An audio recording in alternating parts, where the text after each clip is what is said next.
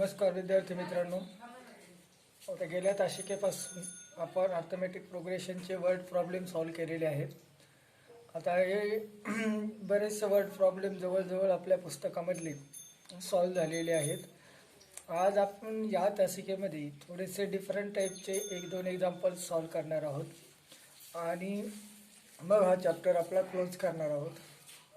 तर आज जे काही एक्झाम्पल्स आपण सॉल्व करणार आहोत हे थोडेसे वेगळ्या पद्धतीचे एक्झाम्पल्स आहेत, ज्याच्यामध्ये की थोडा एक्स्ट्रा विचार करून ते तुम्हाला सोडवावे लागतील. तर पहा, याच्यातलं पहिलं एक्झाम्पल्स घेतलेले आहे आपण.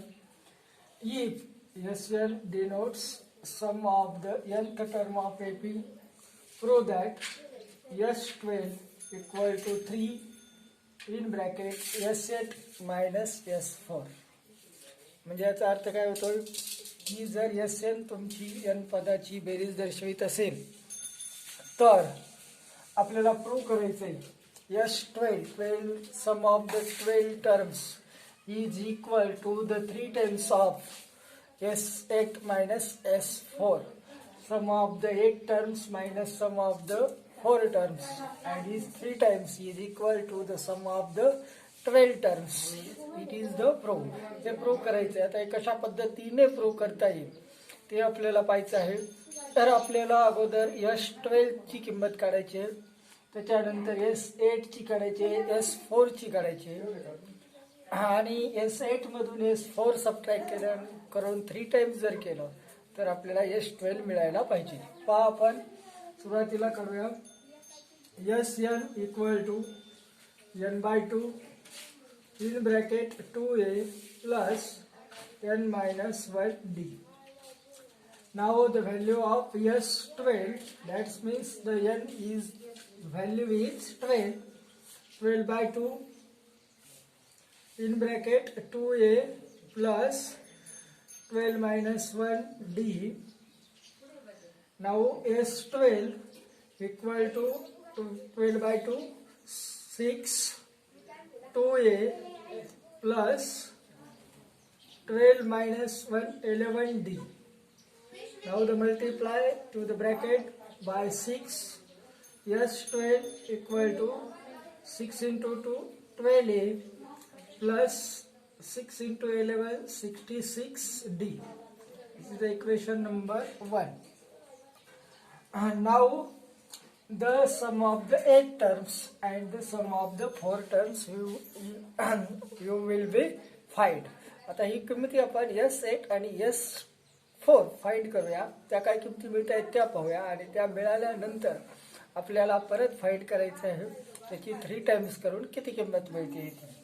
Now S8 equal to 8/2 in bracket 2a plus 8 minus 1d. Now S8 equal to 8/2 4 in bracket 2a plus 7d. 8 minus 1 7d. Now multiply the bracket by 4. S8 equal to 8a plus 28d. Equation number 2. हे पण S8 ची किंमत find केलेली आहे. आता आपल्याला find करायचं आहे S4.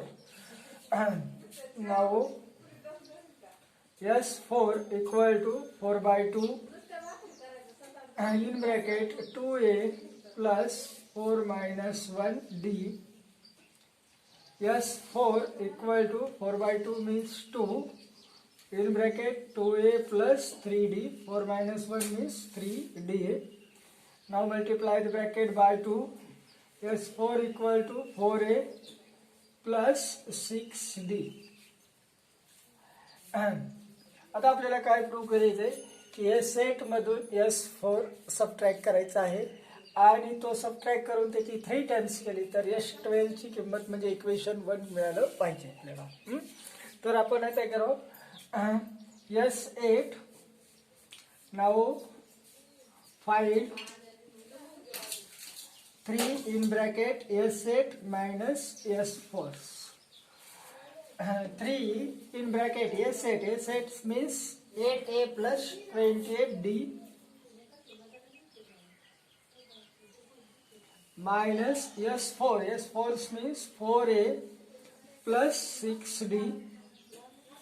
Now solving by this, 3 in bracket 8a plus 28d minus ने हा ब्रॅकेट मल्टिप्लाय करो 4a minus 6d. Now 3 in bracket 8a minus 4a, 4a and plus 28 minus 28d minus 6d equal to plus 22d. Now multiply the bracket by 3, 12a plus 66d. Equation number 4 म्हणून आपण याला equation number 3. आता equation 4 आणि equation 3 equation 1 and equation 4 याचा जर आपण एकत्रित विचार केला तर आपल्या लक्षात येते S12 ची व्हॅल्यू आली 12a प्लस 66d. तर आपण या ठिकाणी S8 फाइंड केला, S4 फाइंड केला आणि 3 times in bracket S8 minus S4 ची व्हॅल्यू सांगितली होती आपल्याला फाइंड करायची. ती फाइंड केली आपण तर ती पण मिळते आपल्याला 12a प्लस 66d. आता इक्वेशन नंबर 4 आणि इक्वेशन नंबर 1 याचा जर आपण एकत्रित विचार केला तर याचा अर्थ आपल्याला प्रूव्ह होत आहे की S12 ची value is equal to the 3 times of S8 minus S4. तर या ठिकाणी आपण लिहू so S12 equal to 3 times of S8 minus S4 because of from equation first and fourth. अशा पद्धतीने हे एक्झाम्पल्स आपलं सॉल्व झालेलं आहे. आता हे एक्झाम्पल्स सारखेच आणखी एक डिफरंट एक्झाम्पल्स आपल्याला सॉल्व करायचे आहेत. अशा पद्धतीचे एक्झाम्पल क्वेश्चन नंबर 4 किंवा 5 याच्यामध्ये एक्झाममध्ये आपल्याला विचारली जातात. तर आपण या पद्धतीचं आणखी एक डिफरंट एक्झाम्पल आहे जे की बऱ्याच वेळा परीक्षेला विचारले गेलेले आहे. तर ते एक्झाम्पल्स एक समजून घेणार आहोत. आता नेक्स्ट एक्झाम्पल घेतलेले आहे आपण बोर्डवरती आणि हे एक्झाम्पल्स परीक्षेसाठी खूप इम्पॉर्टंट आहे, महत्त्वाचं आहे. याच्यातले बरेच वेळा हे एक्झाम्पल्स परीक्षेला आलेले आहे. तर पाहूया आपण कुठले एक्झाम्पल्स आहे ते. If m times of mth term is equal n times of nth term, then prove that m plus nth term is 0. हे एक हार्ड क्वेश्चन मधलं एक्झाम्पल्स आहे जे की तुम्हाला R.D. शर्माच्या बुकमध्ये किंवा R.S. अग्रवालच्या बुकमध्ये सापडेल. तर हे एक्झाम्पल आपल्याला प्रूव्ह करायचं आहे की m times of mth term जे काही m नंबरचं टर्म आहे त्याची m times is equal to the nth times of nth term. nव्या पदाची n पट करायची आणि ती इक्वल दाखवायची mव्या पदाच्या m पट. तर त्याच्यावरून प्रूव्ह करायचं आहे की m plus nth term is 0. तर पहा आता कशा पद्धतीने आपल्याला ते प्रूव्ह करता येईल. पहिल्यांदा आपण mth टर्म घेऊया. नाउ mth term of AP Tm equal to a plus in bracket m minus 1d. काय m घेतलं या ठिकाणी तर आपल्याला mth टर्म शोधायचे. And now nth term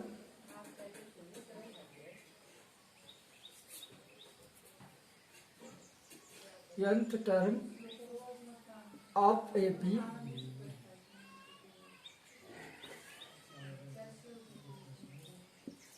nth टर्मचं तर फॉर्मॅट आपल्याला माहिती आहे Tn equal to a plus n minus 1d.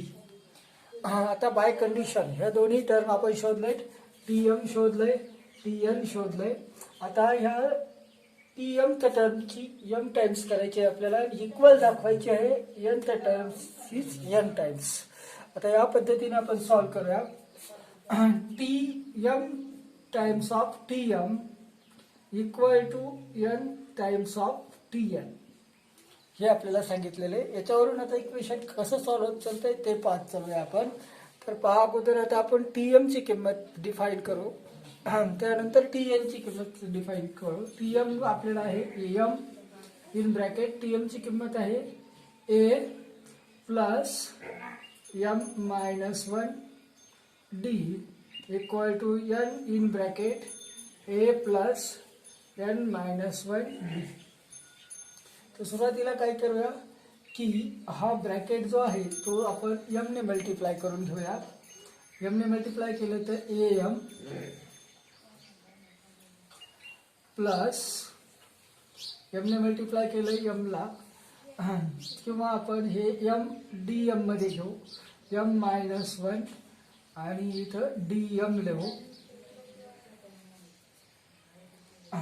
Equal AN plus N minus 1 आणि DN. तर आता जो पुढच्या साईडचा भाग आहे तो या साईडला आला तर आपल्याला काय करता येईल, प्लसचा मायनस होईल, तो भाग करून घेऊया आपण. AM plus M minus 1 DM. आता हा AM प्लसच्या या साईडला आले तर मायनस AM आणि हे प्लस आहे ते पण या साईडला आले तर minus in bracket N minus 1 DN equal to 0. हा जो टोटल भाग होता तो टोटल भाग आपण आता या साईडला घेतलेला आहे. तर याच्यामध्ये आता AM आणि AN याच्यामधून आपण A कॉमन घेऊया. A कॉमन घेतला तर ब्रॅकेटमध्ये इथं शिल्लक राहिलं M आणि या ठिकाणी राहिलं मायनस N प्लस आता पुढचा भाग आपल्याकडे हा राहिलेला आहे. तर याच्यामध्ये आपण काय करू, D कॉमन घेऊया. म्हणजे आपल्याला D जर कॉमन घेतला तर ब्रॅकेटमध्ये या ठिकाणी शिल्लक राहील M minus 1 M minus N minus 1 N equal to 0. पहा काय काय केलं आपण, या AM आणि AN मधून A कॉमन घेतला म्हणजे या ठिकाणचा M मायनस N राहिलं आणि हे जे होतं आपल्याकडे शिल्लक राहिलं त्याच्यामध्ये आपण D कॉमन घेतला, दोन्हीमध्ये D होता तो D कॉमन घेतला म्हणजे या ठिकाणी राहिलं M मायनस 1 M आणि या ठिकाणी N मायनस 1 N. ओके, आता या ब्रॅकेटला आपण काय करू, त्याने मल्टिप्लाय करून घेऊया. हा भाग A in bracket M minus N plus D common घेतलेला आहे आपण आणि या M ने मल्टिप्लाय केलं तर हे M स्क्वेअर मायनस M आणि इथं N ने मल्टिप्लाय करू पण मायनस N ने मल्टिप्लाय होतं हे minus N square minus minus plus N. Okay, equal to 0. आता आपण A in bracket M minus N plus D या ठिकाणी M स्क्वेअर N स्क्वेअरचा एक ब्रॅकेट तयार करू, M square minus N square आणि ह्या M आणि N मधून M कॉमन जर घेतला तर तो ब्रॅकेट होतो M मायनस N. इथं मायनस कॉमन घेतल्यामुळे हा M प्लस झाला आणि N प्लसचे मायनस झाले इक्वल टू 0. आता आपण A in bracket M minus N plus D, परंतु हे जे आहे M square minus N square तर याचे दोन फॅक्टर पडतात, M प्लस N आणि M मायनस N. हे दोन फॅक्टर पडून घेऊया. M plus N M minus N minus हा पुढचा भाग M minus N bracket close equal to 0. आता जर हे पूर्ण तिन्ही भाग जर आपण पाहिले तर या ठिकाणी M मायनस N आहे, या ठिकाणी M मायनस N आहे आणि या ठिकाणी पण M मायनस N आहे. म्हणजे M मायनस N ह्या पूर्ण याच्यामधून कॉमन निघतोय, तो M मायनस N आपण कॉमन घेऊया. आता ब्रॅकेटमध्ये या ठिकाणी राहिले A प्लस इथं D राहिले, परंतु Dच्या अगोदर इथं काय शिल्लक राहिले M प्लस N, त्याच्यानंतर हे मायनस साईन या M मायनस N आपण कॉमन घेतलाय म्हणजे इथं काही शिल्लक नाही राहिलं म्हणजे 1 राहिला आणि हा त्याला मल्टिप्लायचा D इक्वल टू 0. त्या स्टेपमध्ये परत एकदा लक्ष द्या काय काय केलं आपण. M minus N, M minus N, M minus N या तिन्हीमध्ये तो घटक असल्यामुळे तो कॉमन घेतला. या ठिकाणी ए राहिला शिल्लक आपला प्लस हे डी अगोदर लिहिण्याऐवजी लास्टला लिहिलेत आपण. इथं एम प्लस एन, हा एम मायनस एन कॉमनमध्ये आलेला आहे, हा मायनस साईडला मायनस आणि एम मायनस एन कॉमनमध्ये आल्यामुळं त्याऐवजी आपण M minus N divide M minus N equal to 1 झालेला आहे. काही शिल्लक नाही राहिलं म्हणजे 1 राहतो आणि इक्वल टू 0. आता आपण हा जो एम मायनस एन मल्टिप्लाय आहे तो या ठिकाणी येऊन डिव्हाइड जर केला तर काय इक्वेशन शिल्लक राहील आपल्याकडे. A plus m plus n minus 1 d equal to 0. कारण हे एम मायनस एन जरी आपण डिवाइड केले तर ते 0ला डिवाइड होत आहेत आणि 0ला डिवाइड जर झाले कुठलेही नंबर तर त्याचं डिवायडेशन 0 येत आहे. त्याच्यामुळे या ठिकाणी आपण 0 लिहिलं. हे इक्वेशन नंबर 1 मिळालं आपल्याला. आता काय काय मिळालं आपल्याला. A plus in bracket m plus n minus 1 bracket close d equal to 0 हे किंमत मिळालेली आहे. आता आपल्याला प्रूव्ह काय करायचं आहे की M plus N term is 0. Now M plus N term find करू आपण. कोणतं मिळतंय फॉर्मॅटनुसार पहा. टी इथे येणार M plus N equal to A plus, आता इथं एन लिहित असतात म्हणजे नंबर लिहित असतो आपण. तो नंबर काय आपल्याकडे m plus n minus 1 d. आता हे सोडायचं आहे आपल्याला. T M plus N equal to, आता एवढ्याची जी किंमत आहे a plus in bracket m plus n minus 1 bracket close d, याची किंमत इक्वेशन 1 मध्ये पहा किती आलेली आहे आपली 0 आलेली आहे. म्हणजेच एवढ्या पूर्ण ब्रॅकेटबद्दल आपल्याला काय घेता येते 0. कशावरून फ्रॉम इक्वेशन फर्स्ट वरून आपण हे घेतलेलं आहे. आणि हेच आपल्याला प्रूव्ह करायचं होतं की T M plus N equal to 0. That's means M plus N term is equal to 0. अशा पद्धतीने हा प्रॉब्लेम सॉल्व्ह होतो आहे. आता तुमच्या लक्षात आला असेल किंवा हा तुम्ही परत एकदा व्हिडिओ पाहून हा एकदा लक्षात घ्या आणि हे नोट करा. हा खूप महत्त्वाचा क्वेश्चन आहे आणि हे नोट करून तुम्ही एकदा दोनदा सोडून पण पहा. अशा पद्धतीने आपलं अर्थमॅटिक प्रोग्रेशन याच्यामधले जवळजवळ आपण पूर्ण क्वेश्चन घेतलेले आहेत आणि तो धडा अतिशय सोपा वाटत असेल तुम्हाला. आता याच्यानंतर आपण पुढचा धडा जो आहे तो सुरू करणार आहोत.